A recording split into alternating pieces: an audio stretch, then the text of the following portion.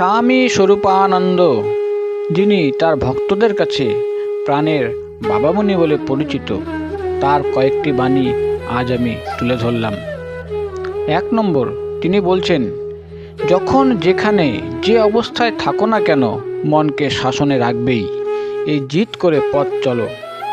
মনকে তুমি যতটুকু শাসনে আনতে পারবে তোমার উন্নতির পথ ততটুকু সুগম ও প্রশস্ত হবে। মনকে নিয়েই তোমার সাধনা, সংসার নিয়েও নয়, সন্ন্যাস নিয়েও নয়।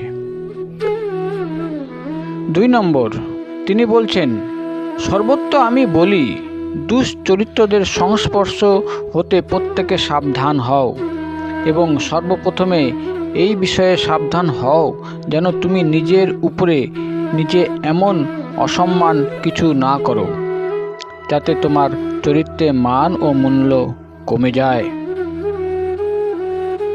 তিনি বলছেন, সকল দুশ্চিন্তা ভগবানের চরণে অর্পণ করে একাগ্র মনে কেবলই ভগবানের নাম করে যাও।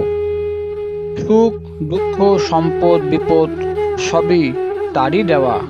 এই পরম সত্যকে উপলব্ধিতে এনে সন্তাপ ভুলে যাও। অমৃত আস্বাদনের এটাই পথ। যত বিদ্যাই শেখো, একটি বিদ্যা না শিখতে পারলে সব বিদ্যাই বৃথা। সেটা হচ্ছে আত্মজয়ের বিদ্যা।